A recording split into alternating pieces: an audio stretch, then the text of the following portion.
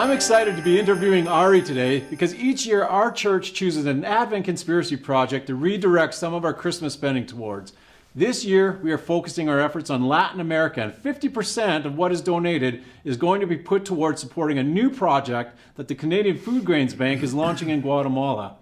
So Ari, you're really excited about the work that the Canadian Food Grains Bank does. Tell us a little bit about that. Well, for most of my career, I've worked overseas, internationally, on the other side of the Food Grains Bank, implementing projects in Africa and other places. And I've been able to see what actually happens on the ground, close up and personal, and seen the great work that Food Grains Bank has been doing.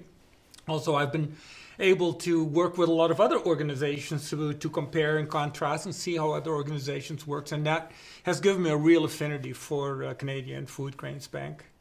And we learned that we were one of, our church mission organization was one of 15 member organizations of the Food Grains Bank that together represent 30 of the major denominations here in Canada.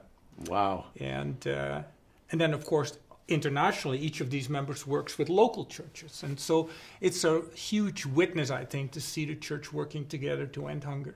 So Canadian Food Grains Bank is just a really great organization to partner with. They have partnerships all over. And I just heard last week that you were named one of the top 10 charities in Canada for the 4th year again. So this is why we want to partner with you. And you're inviting us to be part of launching a new project in Guatemala there. And so can you just tell us a little bit why Canadian Food Grains Bank is focusing on Guatemala?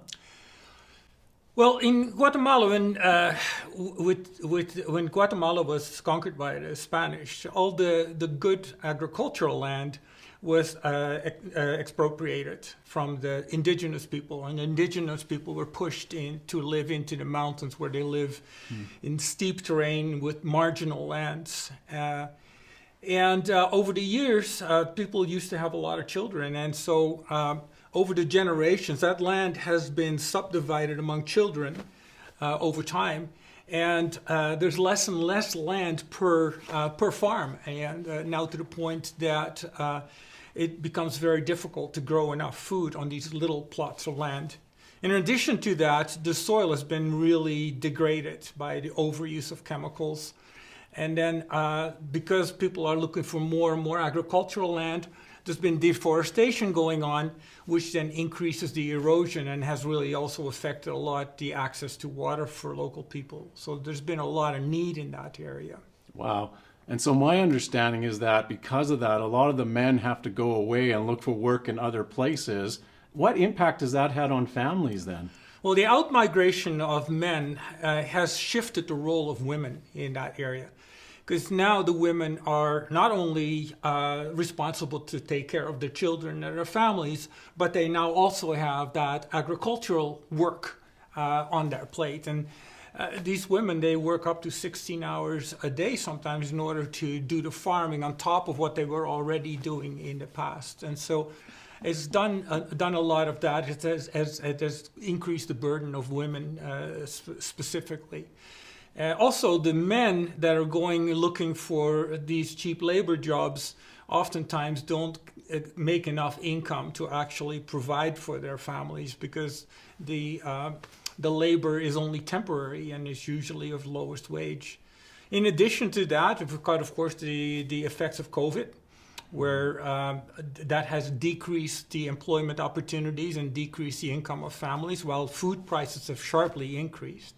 Wow. And then over the last year, we've had 2 hurricanes in that area that has affected about 90% of the smallholder farmers in Guatemala. So hunger is really increasing in that country. We've seen levels of hunger that we haven't seen for decades. Wow. So the need is significant, but I know Canadian Food Grains Bank really looks towards long-term solutions. Tell us what that looks like. Yeah, we do both short-term emergency food assistance for people who are acutely hunger. This particular project will be a longer-term response where we work alongside local people to help improve crop production and improve livelihoods. So in this particular project, we will introduce conservation agriculture to improve soil fertility and make the soil less dependent on chemicals.